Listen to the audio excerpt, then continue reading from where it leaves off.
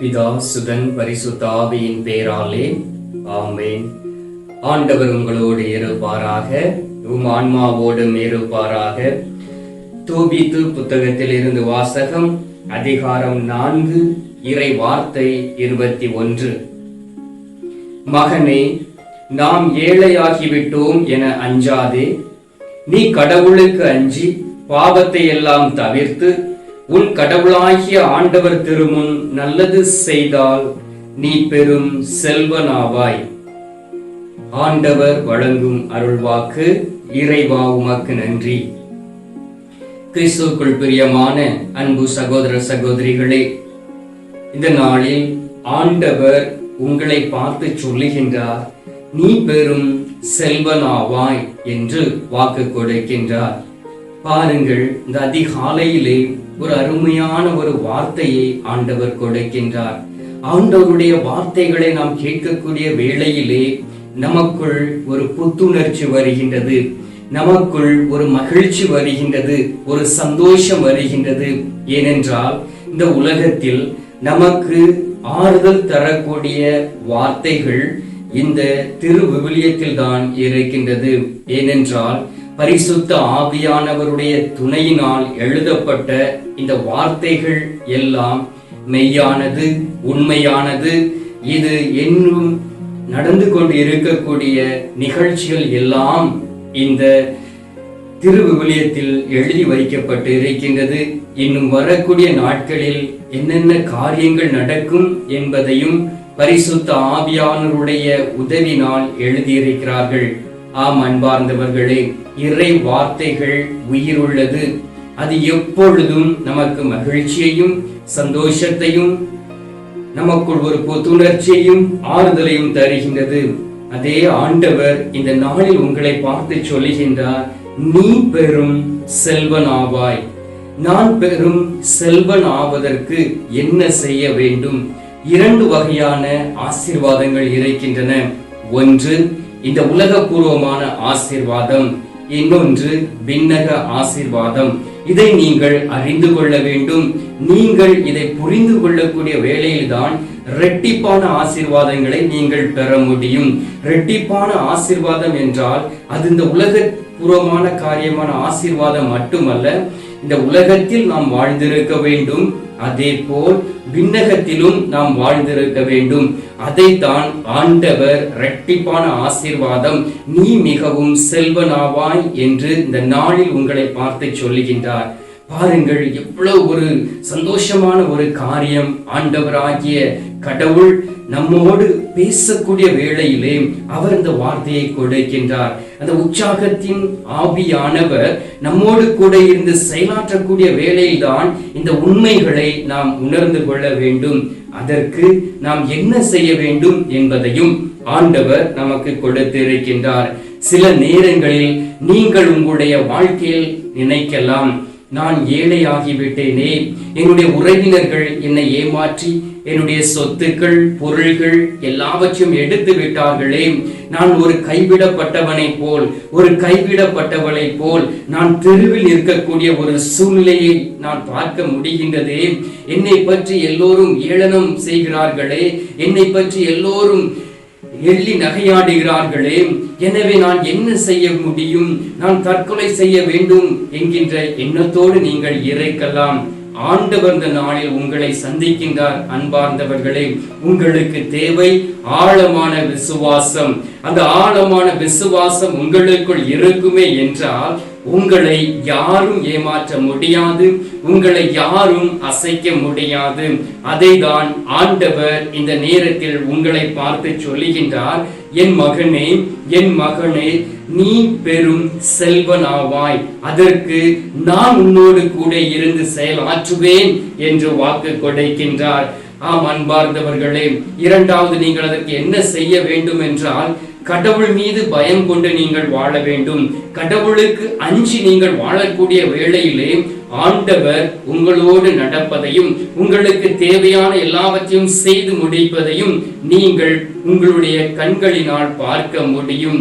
ஏதாவது ஒரு சூழ்நிலையில் ஆண்டவர் உங்களுக்கு எல்லாவற்றையும் கூட்டி கொடுப்பார். அன்பார்ந்தவர்களே, எனவே நாம் கடவுளுக்கு அஞ்சி மூன்றாவதாக நம்முடைய பாவ பழக்கங்களில் இருந்து வெளியிலே வர வேண்டும். ஒருவேளை நம்முடைய பாவங்கள் தடையாய் இருக்கலாம். அந்த ஆசீர்வாதம் நமக்குள் கடந்து வருவதற்கு, நம்முடைய குடும்பத்தில் கடந்து வருவதற்கு, நம்முடைய ஆத்மாக்குள் கடந்து வருவதற்கு பாவங்கள் தான் ஒரு பெரிய பிரச்சனையாய் நம்முடைய வாழ்க்கையிலும் இந்த உலகத்திலும் இருக்கின்றது. எனவே அந்த பாவத்தில் இருந்து வெளியிலே வந்து ஆண்டவரை நோக்கி மன்றாடக்கூடிய வேளையிலே ஆண்டவர் உங்களை பார்த்து சொல்வார், என் மகனே, என் மகளே, நீ ஏழை இல்லை, நீ கஷ்டப்படவில்லை, நான் உன்னோடு கூட இருக்கின்றேன். இந்த உலகத்தில் நீ வாழக்கூடிய நாட்கள் முழுவதும் நான் உன்னை பெரும் செல்வந்தனாய் வைப்பேன் என்று வாக்கு கொடுக்கின்றார். அதே போல அன்பார்ந்தவர்களே, நாம் அந்த விண்ணக வீட்டிற்குள் கடந்து செல்ல வேண்டுமே என்றால், விண்ணக தரிசனங்களை பார்க்க வேண்டுமே என்றால், நம்முடைய ஆத்துமா பரிசுத்தமாய் இருக்க வேண்டும். நம்முடைய ஆத்துமா எப்பொழுதும் நற்கருணை நாதரோடு இணைந்து இருக்க வேண்டும். நம்முடைய ஆத்துமா எப்பொழுதும் கடவுளை தேடக்கூடிய ஒரு ஆத்துமாவாய் இருக்கக்கூடிய வேளையிலே எந்த ஒரு இழப்பு வரக்கூடிய நேரத்திலும் ஆண்டவர் நமக்கு ஆறுதலாய் இருப்பதை உணர்ந்து அந்த விண்ணக வீட்டிற்குள் கடந்து செல்ல ஆண்டவர் நம்மை தயாரிப்பதை நாம் உணர முடியும். எனவேதான் அந்த 2 வகையான ஆசீர்வாதங்களையும் ஆண்டவர் ஒவ்வொரு நாளும் நமக்கு தருவதற்கு அவர் காத்திருக்கின்றார். எனவே நீங்கள் ஆண்டவரை முன்னிறுத்தி அவரிடம் ஜெபித்து கேட்டு நீங்கள் நடக்கக்கூடிய வேளையிலே ஆண்டவர் உங்களோடு கூட இருப்பார். பாருங்கள், இணைச்சட்டம் 28வது அதிகாரம் 12வது வார்த்தையில் இவ்வாறு சொல்லப்பட்டு இருக்கின்றது, நீ பல்வேறு இனத்தாருக்கு கடன் கொடுப்பாய், நீயோ கடன் வாங்காமல் இருப்பாய் என்று ஆண்டவர் வாக்கு கொடுக்கின்றார். பாருங்கள், ஆண்டவர் நம்மோடு கூட இருக்கும் பொழுது மற்றவர்கள் நம்மிடம் வந்து கடன் வாங்கக்கூடிய அளவுக்கு நம்மளை செல்வந்தராய் ஆண்டவர் உயர்த்தக்கூடிய ஒரு கடவுளாய் இருக்கின்றார். எனவே நாம் கடன் வாங்காதபடி ஆண்டவர் நம்மோடு கூட இருந்து மற்றவர்களுக்கு கடன் கொடுக்க நம்மை திடப்படுத்துவார் என்பதை நீங்கள் உணர்ந்து கொள்ள வேண்டும். அதுக்கு தான் ஆண்டவர் இந்த நாளில் உங்களை பார்த்து சொல்லுகின்றார், நீ பெரும் செல்வந்தராய் ஆவாய் என்று ஆண்டவர் வாக்கு கொடுக்கின்றார். ஒருவேளை நீங்கள் சிறுமைப்பட்டு இருக்கலாம், நான் ஏழை கடவுளே, என்னிடம் ஒன்றும் இல்லை, என்னிடம் விரைந்து வாரும் என்று சொல்லி நீங்கள் ஆண்டவரை நோக்கி குரல் எழுப்பலாம். இந்த நாளில் ஆண்டவர் உங்களுடைய குரலை கேட்கின்றார். இந்த நாளில் ஆண்டவர் உங்களை ஆசீர்வதிப்பதற்காக, உங்களை தேற்றுவதற்காக நற்கருணையின் வடிவில் நமது நடுவில் இருக்கின்றார். எனவே இந்த நேரத்தில் என்னோடு இணைந்து நற்கருணை நாதரிடம் ஜெபிப்பீர்களாம். வாக்கு கொடுத்த தெய்வம் வாக்கு மாறாத தெய்வமாய் இருக்கின்றார். எனவே அவரிடம் நாம் கேட்டு அவர் தரக்கூடிய அந்த செல்வ செழிப்பான ஆசீர்வாதத்தை பெற்றுக் கொள்வோம். இந்த உலகத்தில் வாழக்கூடிய நாட்களிலும் சரி, இந்த விண்ணகத்திற்கு கடந்து செல்லக்கூடிய நாட்களிலும் சரி, நாம் ஒரு செல்வந்தராய் இருக்கக்கூடிய பலத்தை கேட்டு இந்த நேரத்திலே ஆண்டவரை நோக்கி நாம் மன்றாடுவோம். எங்கள் பரலோக தந்தையே, இயேசு கிறிஸ்துவே, தூய நல் ஆவியே, தந்தையே, இந்த காலை பொழுதிற்காக நன்றி சொல்லி உம்மை துதித்து உம்மை ஆராதிக்கிறோம் சுவாமி. ஆண்டவரே, ஒவ்வொரு நாளும் எங்களை பெயர் சொல்லி அழைத்து எங்களோடு கூட இருந்து எங்களை வழிநடத்தி கொண்டு இருக்கக்கூடிய மேலான கிருபைக்காக நன்றி சொல்லி உம்மை துதிக்கிறோம். ஆண்டவரே, ஒவ்வொரு நாளும் தகப்பனே, எங்களுடைய கால்கள் இடராதபடி உமது வான தூதர்களை அனுப்பி எங்களை தாங்கிக் கொள்வதற்காக நன்றி சொல்லி உம்மை துதிக்கிறேன். தகப்பனே, நான் வெளியிலே செல்லும் பொழுதும் உள்ளே வரும் பொழுதும் எங்களுக்கு பக்கத்துணையா இருக்கிறவரை உம்மை நன்றியோடு உம்மை துதிக்கிறோம். தந்தையே, இந்த நாளில் நாங்கள் வாழ்வது உம்முடைய கிருபையினாலே. அன்பார்ந்த இயேசுவே, நற்கருணை நாதரே, நீர் இந்த நாளில் எங்களுக்கு வாக்கு கொடுத்தீரே, நீ பெரும் செல்வனாவாய் என்று சொல்லி. ஆம் ஆண்டவரே, என்னுடைய வாழ்க்கையில் எல்லாவற்றையும் நாங்கள் இழந்து போய் இருக்கின்றோம். ஆண்டவரே, செய்கின்ற எல்லா தொழில்களிலுமே தோல்விகளை சந்தித்துக் கொண்டு இருக்கின்றோம். அனைத்து இழப்புகளை மட்டுமே நாங்கள் பார்த்து கொண்டு இருக்கின்றோம். சுவாமி, எங்களுடைய வாழ்க்கையிலே உமது வார்த்தையின்படி இந்த நாளில் நீர் எங்களை தேற்றுவீராக. ஆண்டவரே, நாங்கள் செய்யக்கூடிய வேலைகளை ஆசீர்வதிக்கும்படியாக ஜெபிக்கிறோம். ஆண்டவரே, இரட்டிப்பான ஆசீர்வாதங்களை கொடுப்பேன் என்று வாக்கு கொடுத்து அநேக மக்களுடைய வாழ்க்கையில் அற்புதங்களையும் அடையாளங்களையும் செய்து கொண்டு இருக்கக்கூடிய அன்பு நேசரே, உம்மை துதிக்கிறோம். தகப்பனே, இந்த நேரத்திலும் கூட நீர் எங்களுக்கு உதவி செய்வீர் என்று உம் மீது நம்பிக்கை வைத்து ஆண்டவரே உம்மை நோக்கி நாங்கள் ஜெபிக்கிறோம் தந்தையே. ஆண்டவரே எங்களுடைய விசுவாச குறைவினை எடுத்து மாற்றிடும்படியாகவும் அநேக முறை எங்களுடைய தோல்வியின் நிமித்தம் உம்மிடம் வராதபடி ஆண்டவரே நாங்கள் உலகப்பூர்வமாக அலைந்து திரிந்த நாட்கள் உண்டு தகப்பனே. அதற்காக உம்மை நோக்கி நாங்கள் ஜெபிக்கின்றோம், மன்றாடுகின்றோம். ஆண்டவரே எங்களுடைய அறியாமை எடுத்து மாற்றும் தந்தையே. இணை சட்டம் 28:12 சொன்னதுபடி நீ பல்வேறு இனத்தாருக்கு கடன் கொடுப்பாய், நீயோ கடன் வாங்காது இருப்பாய் என்று சொன்னீரே. ஆண்டவரே இந்த நாளிலும் தகப்பனே என்னையும் எங்களுடைய குடும்பங்களையும் அது கரத்தில் ஒப்புக்கொண்டு ஜெபிக்கின்றோம்.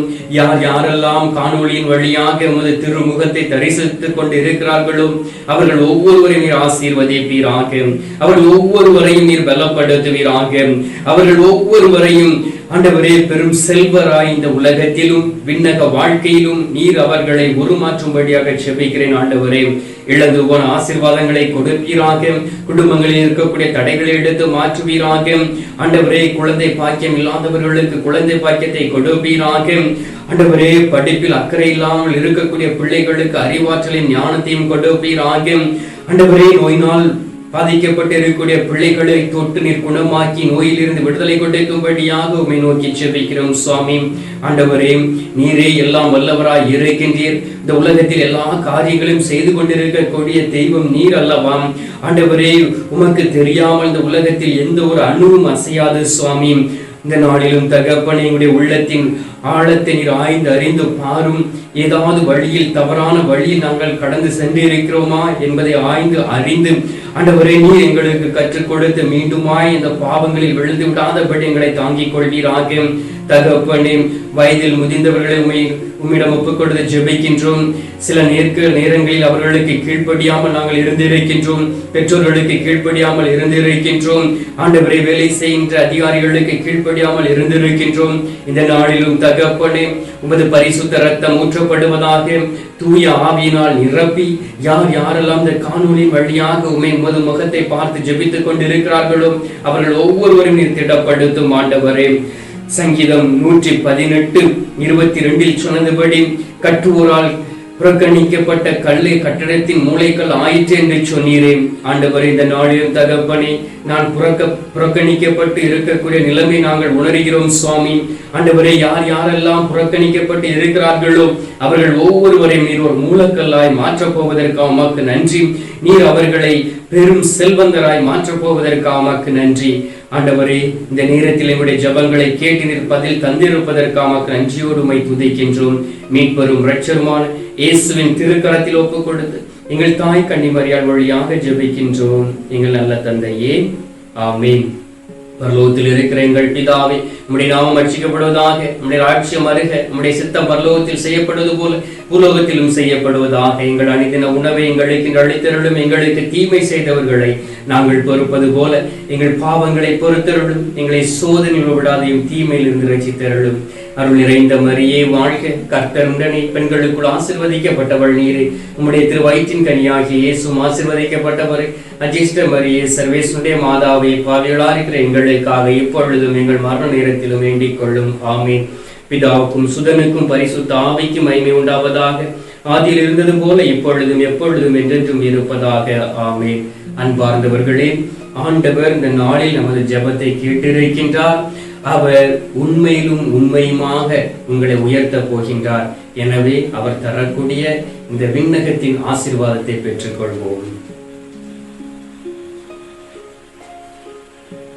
எல்லாம் வல்ல இறைவன் பிதா, சுதன், பரிசுத்த ஆவி உங்களை ஆசீர்வதித்து உங்களை நிறைவாக வழிநடத்தி எப்பொழுதும் அவரை நோக்கி ஜெபிக்கக்கூடிய வேளையிலே அவர் உங்களை இன்னும் அதிகமாய் ஆசீர்வதிப்பாராக.